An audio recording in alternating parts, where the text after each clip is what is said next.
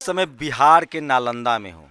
विधानसभा का नाम हिलसा है और यहाँ से डॉक्टर कुमार सुमन उर्फ रंजीत सिंह, आप सब जानते हैं, किसी परिचय परिचय के मोहताज नहीं है, लोजपा के कैंडिडेट हैं। और बिहार में लोजपा ने नीतीश कुमार के खिलाफ बिगुल बजा दिया है। और डॉक्टर रंजीत जो हैं वो लोजपा के संसदीय समिति के मेंबर भी हैं, कैंडिडेट भी हैं और एक बड़ा चेहरा भी हैं।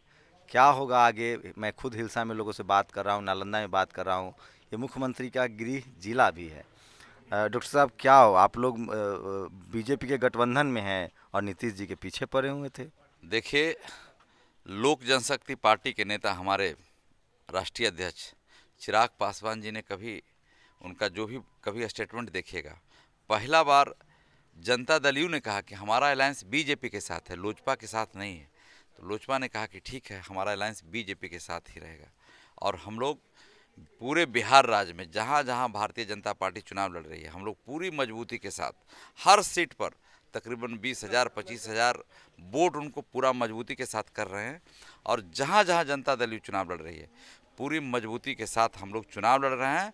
और भारतीय जनता पार्टी के तमाम कार्यकर्ता, चाहे आरएसएस से जुड़े हुए हैं, सब लोग हमको भी समर्थन कर रहे हैं। तो आपकी लड़ाई आरजेडी से है कि नीतीश कुमार के एनडीए से है। ये हमारी लड़ाई किसी से नहीं, हम लोग तो सब जगह बहुत आगे चल रहे हैं। नालंदा चूँकि देखिए, अगर आरजेडी नीतीश कुमार को हटा पाता तो हम लोग को लड़ने का कहाँ ज़रूरत था। लालू प्रसाद यादव जी बहुत बड़े नेता रहे, बहुत बड़ा नाम रहा उनके बिहार के राजनीति में। लेकिन आपको मैं ज़मीनी हकीकत बताता हूँ कि वह नीतीश कुमार के खिलाफ कभी लड़े ही नहीं। आप देखिएगा, जब भी अलायंस में रहा तो यहाँ से लोक जनशक्ति पार्टी के साथ अलायंस रहा तो भी लोक जनशक्ति पार्टी ने लड़ा, कांग्रेस को रहा तो लालू जी सीट दे दिए। नीतीश कुमार के खिलाफ लालू यादव ने कभी कलेजा तान के लड़ा नहीं। और यह नालंदा के धरती पर जब भी जिस अलायंस में लड़ा गया चुनाव, हमारे स्वर्गीय नेता रामविलास पासवान जी ने छाती ठोक के नीतीश कुमार के खिलाफ लड़ने का काम किया। इसलिए नालंदा के जनता इस बात को भली भांति समझती है और जानती भी है। आप देख लीजिएगा, सत्यानंद शर्मा लड़े बीजेपी के अलायंस में, जब लालू जी के साथ भी अलायंस था तो पुष्पंजय जी लड़े। पिछले बार भी बीजेपी का अलायंस जो रहा तो 3 सीट पर लोक जनशक्ति पार्टी के उम्मीदवार लड़े। एमएलसी का चुनाव मैं खुद लड़ा एनडीए गठबंधन से। तो मेरा कहने का मतलब है कि लालू जी कभी नीतीश कुमार से लड़े ही नहीं, इसीलिए लोजपा को लड़ना पड़ रहा है। आप चिराग पासवान के बहुत करीबी लोगों में से, क्या चिराग की राजनीति क्या है, आप लोग चाहते क्या है बिहार में, नीतीश को हटाना है, टेनिकॉस्ट लाना किसको। देखिए, हम लोग 10 तारीख को चिराग पासवान जी ने दीवार पर इबादत लिख दिया है, बस उसको सिर्फ लोग को पढ़ना है। हम लोग चूँकि पहले जान चुके हैं। इस बार बिहार राज्य से नीतीश कुमार का विदागी तय है, उसमें कहीं किंतु परंतु नहीं है। लोग और जनता ने मन बना लिया है। हमारे क्षेत्र में कई गांव में लोग उनके कैंडिडेट को घुसने नहीं दे रहे हैं। तो बीजेपी का सीएम होगा। हमारे नेता ने तो कहा है, हम लोग तो चाहते हैं कि चिराग पासवान जी मुख्यमंत्री बन जाएं। लेकिन चिराग, हमारे राष्ट्रीय अध्यक्ष जी ने कहा है कि भारत के सबसे लोकप्रिय प्रधानमंत्री जी जिसको कहें, नरेंद्र मोदी साहब जिस किसी को कहेंगे मुख्यमंत्री का चेहरा, लोक जनशक्ति पार्टी पूरी मजबूती के साथ एक एक विधायक जो चुन के जाएंगे सब समर्थन करेंगे बीजेपी का, निश्चित रूप से। लेकिन हम लोग लोक जनशक्ति पार्टी तो के क्या माना जाए, मतलब बीजेपी लोजपा गठबंधन माना जाए, कागज पर नहीं लेकिन मतलब। निश्चित रूप से जमीन पर, चूंकि हम लोगों ने तो कभी कहा नहीं। देखिएगा, भारत के गृह मंत्री अमित शाह जी का स्टेटमेंट आया, उन्होंने कहा चुनाव के बाद हमारा थोड़ी क्या, हम लोजपा से बाहर हमसे है, चुनाव के बाद बिहार में भी अलायंस होगा। तो उनका संदेश साफ है और पूरे भारतीय जनता पार्टी के वर्कर के बीच यह संदेश गया है। तो नीतीश जी से इतनी नाराजगी क्यों है, क्या वजह लगा। नीतीश जी का 15 साल हम लोगों ने दिया बिहार के जनता ने। आप कब तक जंगल राज कह के आप डराते रहेंगे। भेड़िया आया, पता है एक दिन सचमुच का भेड़िया आ गया। तो 15 साल आपको मौका दिया। आप देखिए, उत्तर प्रदेश में सुश्री आदरणीय मायावती जी की सरकार बनी, दिल्ली से आगरा तक का एक रोड बना, सब लोगों ने देखा है। अखिलेश जी का सरकार बना तो आगरा से लखनऊ तक एक 8 लेन का सड़क बन गया। बिहार राज्य में 15 साल नीतीश कुमार जी रहे, एक सड़क 6 लेन का आप कहीं बता दीजिए। 200 किलोमीटर नहीं, 100 किलोमीटर में पूछता हूँ। एक पटना से बाईपास जो निकला, जो हरनौत में उनके घर जाना था, हरनौत कल्याण बिघा, और एक घर है उनका बख्तियारपुर, जहाँ उनके कहते हैं कि हमारे पिताजी बड़ा पुड़िया बांधते थे, वैद्य थे। पुड़िया हम नहीं बोलते हैं, वो अपने बोलते हैं। तो ना पुड़िया बांधने वाला घर तक पहुँचा और ना उनका घर हरनौत तक पहुँचा। तो विकास रोड के सवाल पर एक तस्वीर सामने है। हरनौत में पुल पर देखिएगा झूला झूल रहा है अभी। 15 साल में एक रोड इनसे नहीं बन सका, जिस पर बिहार का 80% आबादी, उत्तरी बिहार पूरा, कलकत्ता, आपका झारखंड, जबकि हमसे पिछड़ा राज्य था झारखंड, जब बंटवारा हुआ उधर से आप देखिएगा 4 लेन सड़क बिहार तक मिल गया। लेकिन कैसा विकास हुआ सड़क के सवाल पर, अस्पताल के सवाल पर, हमारा अनुमंडल यह है 85 से यह अस्पताल रहा है, ये 85 से अनुमंडल का दर्जा रहा है। इसको जिला बनाने का मांग हम लोगों ने 90 से करते रहा है। आप यहाँ पर चले जाइए, एक न एक्सरे का ठीक व्यवस्था है, न सिटी का स्कैन का व्यवस्था है, न डायलिसिस का व्यवस्था है, जो कि हम लोग के डॉक्यूमेंट्री विजन में है कि ये सब गरीब गुरबा कहाँ जाएगा। आप लोग अब तक तो सरकार में थे। सरकार में हम कभी नहीं थे। बिहार में हमारे विधायक सपोर्ट किए, हम केंद्र के सरकार में थे, और केंद्र के सरकार में आप देखे होंगे कोरोना काल में कोई गरीब भूख से नहीं मरा। ये हमारे रामविलास पासवान जी का, हमारे जो स्वर्गीय नेता का उपलब्धि है। वो 10 बजे से रात 8 बजे तक बैठते रहे।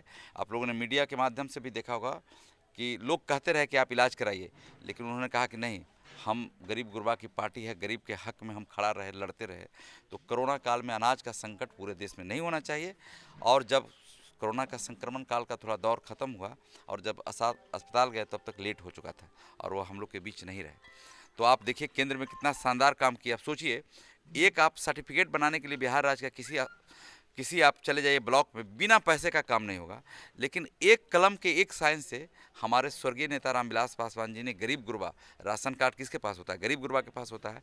उन्होंने कह दिया कि हिलसा का राशन कार्ड अगर बॉम्बे चला जाएगा तब भी इसी राशन कार्ड पर अनाज मिलेगा।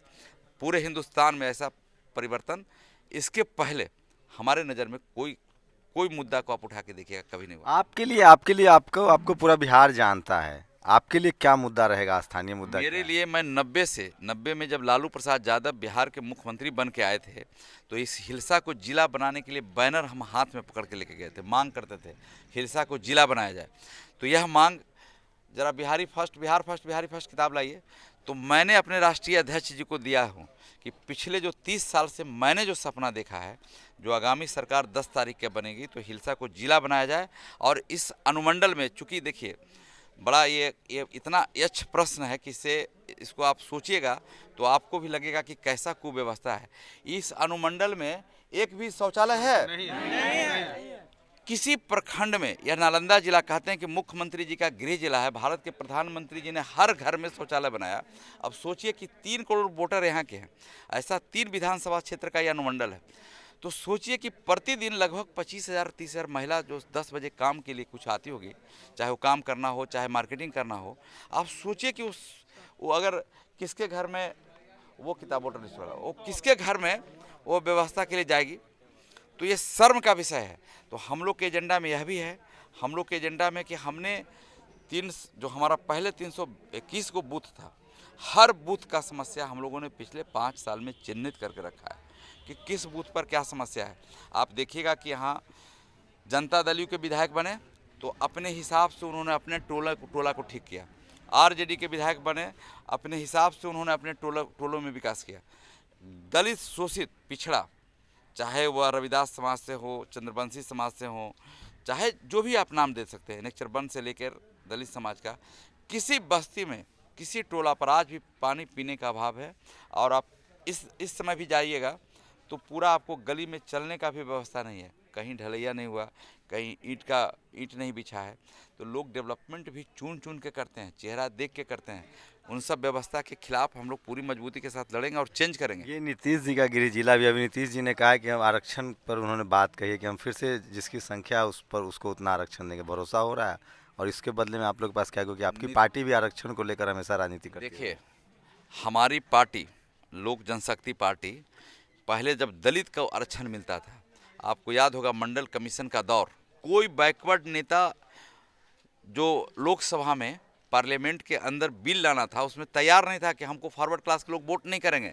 लेकिन वह हमारे नेता स्वर्गीय रामविलास पासवान जी की शख्सियत थी कि विश्वनाथ प्रताप सिंह के कहने पर प्रस्तावक वो बने थे मंडल कमीशन से, जिसमें बैकवर्ड क्लास को बेनिफिट होना था, उसमें कोई एससी एसटी को नहीं होना था, और मंडल कमीशन भी लागू कराया। और हमारा घोषणा पत्र में आप देखिएगा, हमारा पार्टी का जो नियम नीति है उसमें अगली जाति का भी आरक्षण का बात की है।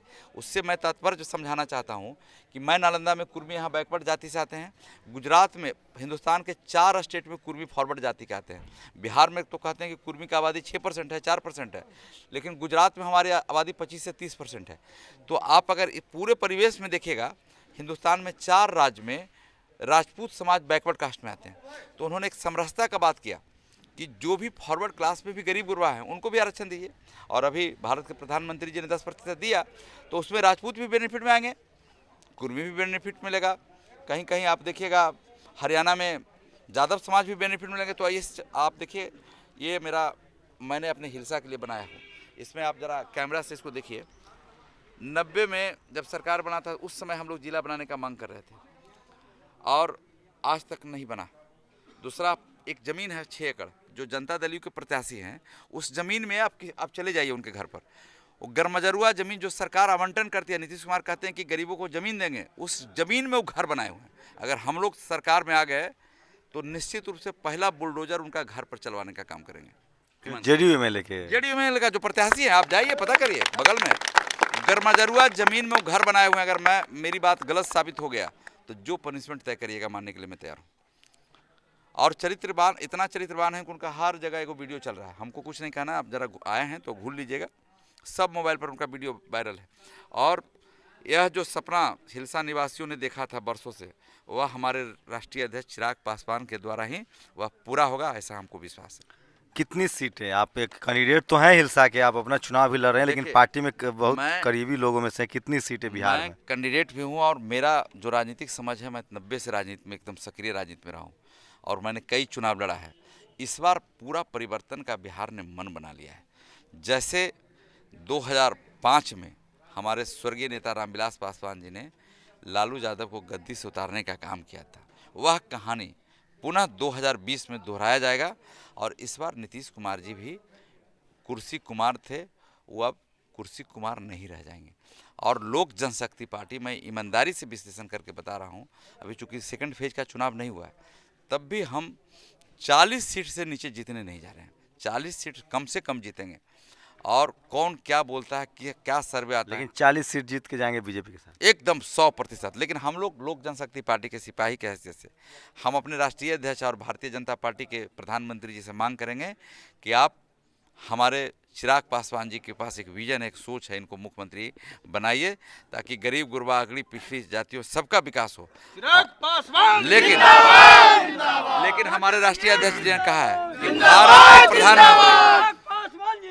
भारत के प्रधानमंत्री